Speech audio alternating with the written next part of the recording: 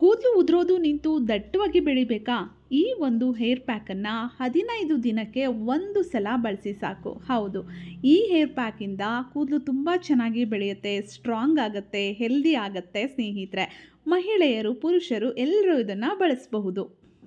ಈಗಿನ ಕಾಲದಲ್ಲಂತೂ ಕೂದಲುದ್ರೋ ಸಮಸ್ಯೆ, ಬಿಳಿ ಕೂದಲು, ಡ್ಯಾಂಡ್ರಫು ಎಲ್ಲರೂ ಕಾಡ್ತಾ ಇದೆ. ಅದಕ್ಕೆ ನಾವು ನಮ್ಮ ಕೂದಲನ್ನ ಸರಿಯಾಗಿ ಕೇರ್ ಮಾಡಿದ್ರೆ ಈ ಎಲ್ಲ ಸಮಸ್ಯೆಗಳನ್ನು ಮನೆಯಲ್ಲೇ ಯಾವುದೇ ಖರ್ಚಿಲ್ಲದೆ ನಾವೇ ನಿವಾರಣೆ ಮಾಡ್ಕೊಳ್ಬಹುದು. 15 ದಿನಕ್ಕೊಮ್ಮೆ ಈ ಒಂದು ಹೇರ್ ಪ್ಯಾಕನ್ನು ಬಳಸಿ ನಿಮ್ಮ ಕೂದಲು ತುಂಬ ಚೆನ್ನಾಗಿ ಆಗುತ್ತೆ. ಇದಕ್ಕೆ ನಾನಿಲ್ಲಿ 6 ಗಂಟೆಗಳ ಕಾಲ ನೆನೆಸಿರುವಂತಹ ಮೆಂತ್ಯವನ್ನು ತೊಗೊಂಡಿದ್ದೀನಿ. 2 ಸ್ಪೂನ್ ಮೆಂತ್ಯವನ್ನು ಹಾಕಿದ್ದೆ ನೀರಲ್ಲಿ.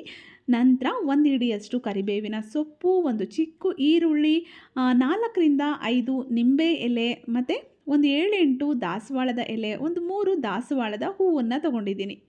ಇದಿಷ್ಟನ್ನು ಒಂದು ಜಾರಲ್ಲಿ ಹಾಕಿಬಿಟ್ಟು ಚೆನ್ನಾಗಿ ಗ್ರೈಂಡ್ ಮಾಡ್ಕೊಳ್ಳೋಣ. ದೊಡ್ಡದಾಗಿರುವಂತಹ ಎಲೆಗಳನ್ನು ಚಿಕ್ಕದಾಗಿ ಈ ರೀತಿ ಕಟ್ ಮಾಡ್ಕೊಳ್ಳಿ. ಈರುಳ್ಳಿಯನ್ನು ಸಿಪ್ಪೆ ಬಿಡಿಸಿ ಕಟ್ ಮಾಡ್ಕೊಳ್ಳಿ. ದಾಸವಾಳದ ಹೂವಿನ ದಳಗಳನ್ನು ಕೂಡ ತೊಗೊಂಡಿದ್ದೀನಿ. ಎಲ್ಲವನ್ನು ಜಾರಲ್ಲಿ ಹಾಕ್ಕೊಳ್ತಾ ಇದ್ದೀನಿ. ಇದು ನಿಂಬೆ ಗಿಡದ ಎಲೆಗಳು. ಒಂದು 4 ಎಲೆ ಸಿಕ್ಕಿದ್ರೆ ಸಾಕು, ತೊಗೊಳ್ಳಿ, ತುಂಬ ಒಳ್ಳೆಯದು. ಇಲ್ಲಿ ತೊಗೊಳ್ತಿರುವಂಥ ಈ ಎಲ್ಲ ಪದಾರ್ಥಗಳು ನಮ್ಮ ಕೂದಲನ್ನು ಕೇರ್ ಮಾಡುತ್ತೆ, ಡ್ಯಾಂಡ್ರಫ್ ನಿವಾರಣೆ ಮಾಡುತ್ತೆ, ಜೊತೆಗೆ ಕೂದಲು ತುಂಬ ಸಾಫ್ಟ್ ಆಗೋದಕ್ಕೆ, ಸ್ಟ್ರಾಂಗ್ ಆಗೋದಕ್ಕೆ ತುಂಬಾ ಹೆಲ್ಪ್ ಮಾಡುತ್ತೆ. ಜೊತೆಗೆ ಮೆಂತ್ಯ, ಇದು ಕೂಡ ಅಷ್ಟೇ ತುಂಬಾ ತಂಪು, ಜೊತೆಗೆ ಕೂದಲು ರೇಷ್ಮೆಯಂತೆ ಆಗೋದಕ್ಕೆ ತುಂಬಾ ಹೆಲ್ಪ್ ಮಾಡುತ್ತೆ. ನೆನೆಸಿರುವಂಥ ಮೆಂತ್ಯ ಒಂದು 6 ಅವರ್ಸ್ ನೀರಲ್ಲಿ ಹಾಕಿ 1-2 ಸ್ಪೂನ್ ಮೆಂತ್ಯವನ್ನು ನೆನೆಸಿದ್ದೀನಿ ನಾನಿಲ್ಲಿ. ಇದಿಷ್ಟನ್ನು ಎಷ್ಟು ನೈಸಿಗೆ ಸಾಧ್ಯನೋ ಅಷ್ಟು ನೈಸಿಗೆ ಗ್ರೈಂಡ್ ಮಾಡ್ಕೊಳ್ಳೋಣ. ಹಾಗೆ ನಿಮ್ಮ ಕೂದಲಿಗೆ ಒಳ್ಳೆ ಏರ್ ಆಯಿಲ್ನ ಅಪ್ಲೈ ಮಾಡೋದನ್ನು ಅಭ್ಯಾಸ ಮಾಡ್ಕೊಳ್ಳಿ. ಸ್ನಾನ ಮಾಡೋದಕ್ಕಿಂತ ಹಿಂದಿನ ದಿನ ಅಥವಾ ಸ್ನಾನ ಮಾಡೋ ದಿನ ಹೇರ್ ಆಯಿಲ್ ಅಪ್ಲೈ ಮಾಡಿ ಚೆನ್ನಾಗಿ ಮಸಾಜ್ ಮಾಡೋದ್ರಿಂದ ತುಂಬ ಒಳ್ಳೆ ಬ್ಲಡ್ ಸರ್ಕ್ಯುಲೇಷನ್ ಆಗುತ್ತೆ, ಕೂದಲಿಗೆ ತುಂಬಾ ಒಳ್ಳೆಯದು. ನೋಡಿ, ಈಗ ನಾನು ಪ್ಯಾಕನ್ನು ಹಾಕ್ಕೊಳ್ತಾ ಇದ್ದೀನಿ.